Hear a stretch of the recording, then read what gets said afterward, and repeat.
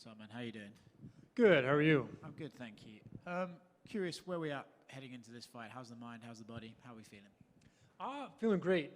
This fight camp, we had a ton of notice, so I was a little bit hesitant about 145, having just come off of a fight at lightweight, and I felt great at lightweight.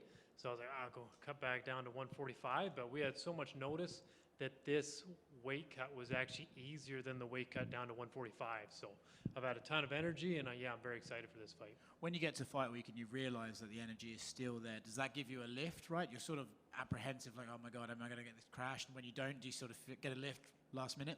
Yeah, absolutely. I've never felt this good in fight week. Like usually, like I kind of like bedridden, just eating a couple grapes here and there or something. But this one, I've been eating like full meals, eating tons, and running around, going out, going to the mall, doing all kinds of stuff, and I've had tons of energy. So yeah, I'm very, very excited. How do you expect that to transfer into the cage? Are you expecting, obviously you go in there, you fight your heart out, but are you sort of expecting at this point to have an extra pop, an extra gear to go into in that fight? Yeah, absolutely. Not even necessarily an extra gear, because I usually push myself pretty hard, but I feel like it's going to be able to, I'll be able to sustain that for the whole fight. Whereas some of my fights before, I'll have a great first round, I'm able to showcase some of my skills and techniques, and then it kind of dies off. Whereas now, definitely, I feel like I've got, 4 or 5 rounds worth of, running the, at like 195, 100%. What sort of fight are we expecting out of this guy? Barn burner, grappling exchange, fist fight? What are we expecting on Saturday? Definitely fist fight. There's going to be some serious fisticuffs thrown in there. He's going to come forward. I know he likes to box. He throws some kicks and stuff, but he's definitely more of a boxer, and I like to swing. So I think we're gonna meet in the middle, and I think I'm a little bit bigger, a little bit more technical, and I think I'm going to hit him pretty hard, and we might see him go away real early. Obviously, no one wants to necessarily be in this crazy war, but when you get a name on the desk and you think, there could be 50 G's here if I play this card right, is that what we're thinking? Yeah, absolutely. I think I think it's going to be some sort of bonus, whether it's he comes forward, we meet, and he's able to survive the 3 rounds, and we get the fight of the night, or we come forward and meet, and he's not as durable against my power, and then I get the performance bonus. Best of luck. Thank you. What was the decision to go back down to featherweight? UFC. It wasn't up to me. They said, hey, you want to fight Superboy? I'm like, absolutely. That sounds awesome. They're like, perfect, 145. I'm like, well, what's he feel about maybe going up to 150 or 155? And they said, no, can't do. So like, oh boy. So I talked with my coaches, and again, this one we had a lot of time for the training camp. So we're like, you know what, we can do this safely, and we can do it kind of a smart way. So, yeah. I guess just how disappointing was it to go back down? Because I know that you spent a long time, a lot part of that, layoff, putting on muscle, getting your body ready for lightweight just to go back down to featherweight. Yeah. I mean, I felt great at 155. Just, you see some guys, at 55 that are coming down from, like 200 pounds. Like, I still never really got that big. I'm not sure with my frame if I would perform well, being that heavy and cutting down. So I think I am a natural 145er. Just didn't have maybe the opportunity and wasn't able to cut the weight right. So, yeah, I mean, before we did this training camp, I was a little like, this sucks. I was comfortable at 155, but after how well this training camp went, with my fiance by my side, helping me with my nutrition and my food and all that stuff, it's been absolutely awesome. So I'm excited to be back at 45 now. And so, your last fight was in sold out O2 London. You were going to go to Korea, going into enemy territory, but now you're back to Apex where it's a little more comfortable.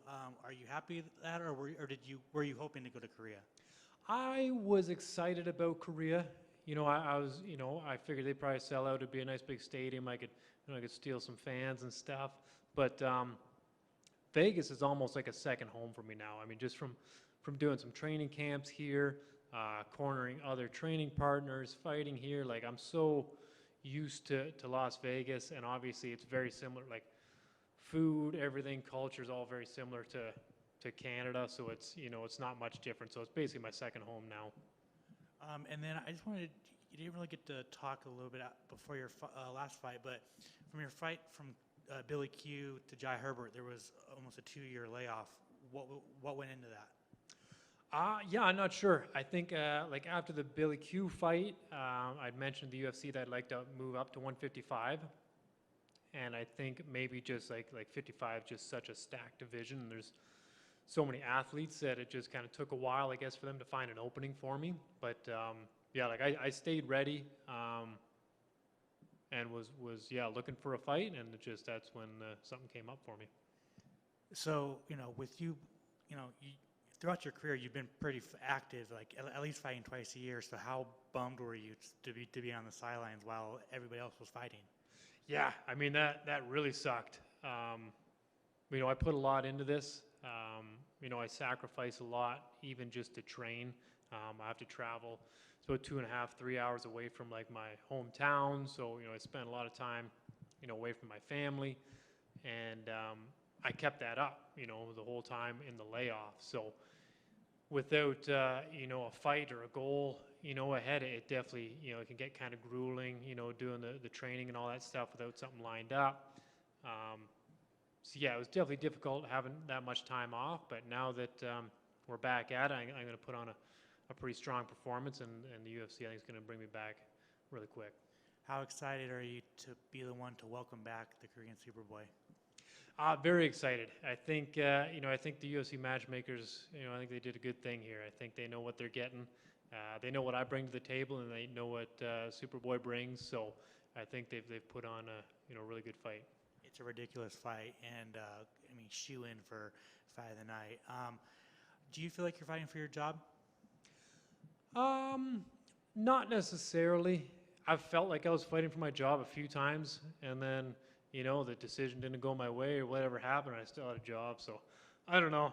Somebody's looking out for me up there, so I'm not too worried about that. Not thinking about that. I'm just going to go in and put on the fight of my life, and I think the UFC respects that, and yeah. Awesome. Thanks, man.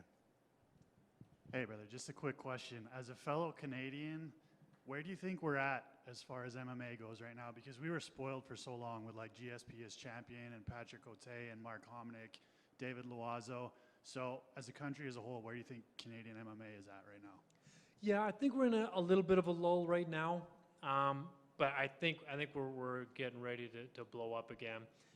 Like we got myself, my training partner Mike Malott. He's just coming on the scene, and he's making a big splash, so that'll be good. We got Gavin Tucker, we got Charles Jourdain. Like we got a lot of talent right now. It's just we're just kind of waiting for one of us to kind of reach that kind of next level of stardom. So hopefully I'm able to do that here this weekend with Doo-Ho. And then again, Mike Malott, he's fighting again this month. I think he's going to put on a good show as well. So I think we're really going to see a huge resurgence in Canada. And then hopefully the UFC comes to Canada a few times this year, and then I can hop on there as well. I just have one for you.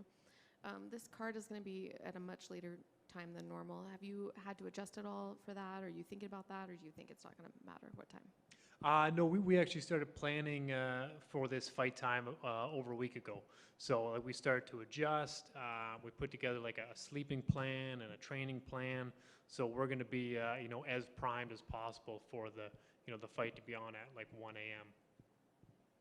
Thank you. Awesome. Thank you very much.